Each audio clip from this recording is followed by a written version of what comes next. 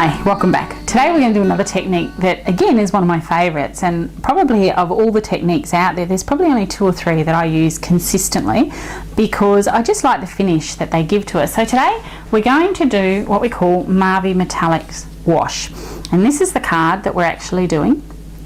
And what we're going to do is really simple. You need Marvy Metallic markers, which are these ones here. Choose whichever colours you would like to have a combination of. Today we're going to use gold, the lilac colour and the pink. And we've got some little gold micro beads that we're going to put on afterwards and some metallic thread. Again, choose whatever metallic thread you would like to use to be able to draw out the colours that you'd like to draw out. So that's the finished product of what we're going to do today. So we're going to start with a piece of gloss card. It needs to be gloss, it will not work on matte card. So ultimately all we're doing is give your markers a really good shake, just so that they do come out. And I'm just going to dot this all over the card. I literally just want big dots of the different colours just randomly placed over the card. Now if you want to do squiggles, you can do squiggles. It does dry fairly quickly onto the gloss, so you do need to work relatively quickly. Don't panic, because if you find that it starts to dry out, you can always go back and just add a little more water to work with. Now I've got the dots all over it, as you can see. I'm going to get my spritzer and I'm actually just going to spritz this. And as you can see, as I start to spritz, I'm going to turn it up this way just so I can get the water onto it, and then I'll show you what's happening.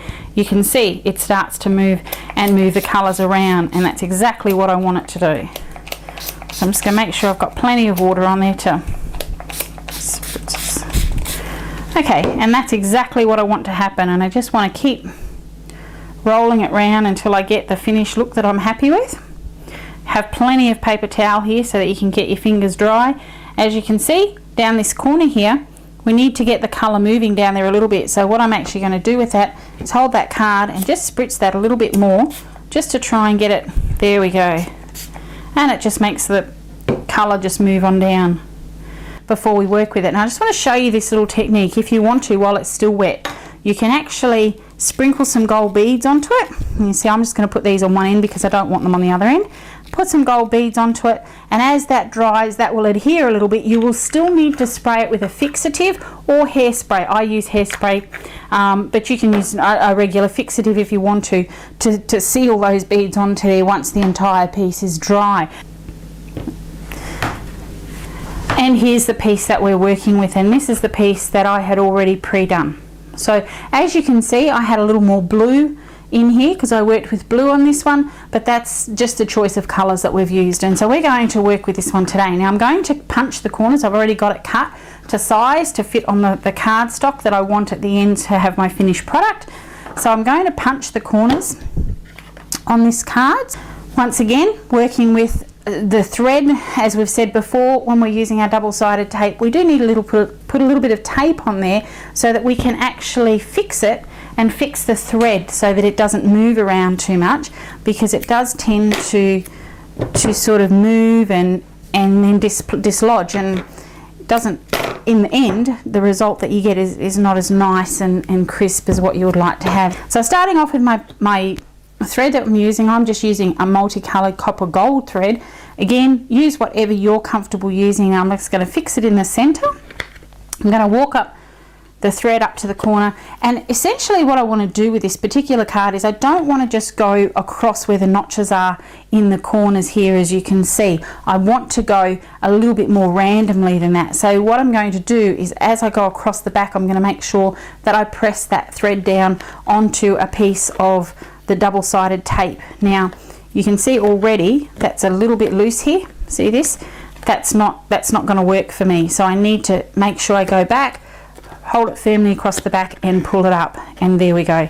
That's actually got exactly what I want on it. I'm going to go back across that corner, and you just keep rolling it along and fixing it onto the tape until you've got as much on there as what you think you'd like to get the result that you want and the look that you're happy with to finish off your card. And I'm going to stop there in the center because I'm quite satisfied with the amount of thread that I've got on there. You can put more or less, it's personal preference. Now I want to make sure when I now go and put the double-sided tape on to mount it to the card, that I do ensure that the tape actually overlaps the thread to hold it in place. So it doesn't have to hold every single piece of thread, but we definitely need to make sure that it covers as many as possible. And once again, where we've got the punched part out of the corner, as you can see there, I just need to trim that back so it's not overlapping on that punched area.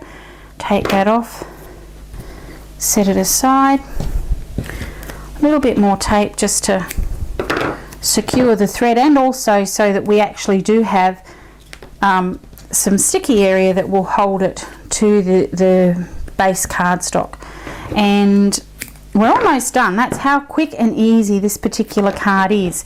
And if you've got this background already sitting in your cupboard at home, it's just a wonderful way to be able to make a beautiful card for someone and have it finished off really, really quickly, particularly if you need a card in a hurry.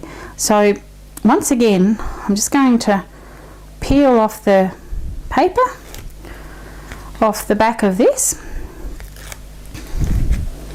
So yes, we do have double lots of tape at some points because we've gone over the tape that we put down originally to secure the thread.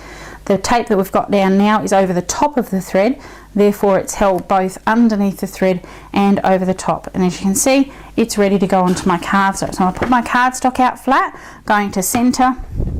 And you can put this on an angle. If you'd like to put it on an angle, it can be quite arty if you want to do that. So how about we do that just for something a little bit different. So I'm just going to pop that down there, just like that. Now what we're going to do to finish off, now I'm using diamond glaze again, but you can use any kind of a fixative adhering medium that will help the micro beads to adhere to the cardstock. And all it is to do is just to give it a little bit of highlight to there. Because we're using a metallic marker, the little gold beads just really highlight that particularly. So I'm just going to put just a little dab of glue here, a little bit here, and maybe a little bit just down in this corner here.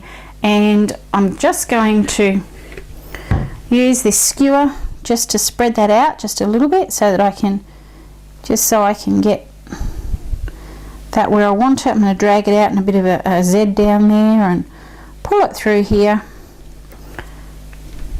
and just smooth it out. I don't want it really thick, but I do want it to hold a reasonable amount of beads, and it'll just highlight a little bit what we've actually done. Now these beads are very, very fine. I like the ultra fine ones, and they're going to go everywhere, so just be very careful when you're using them.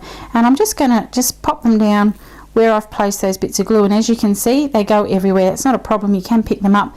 If they're on the paper, you can pick them up and pour them back into your container when you're actually finished what you're doing. So we're almost complete now. Just want to put a few up on this little bit of glue that I've got up here, and I'm quite satisfied that I've got the result that I would like from this particular card.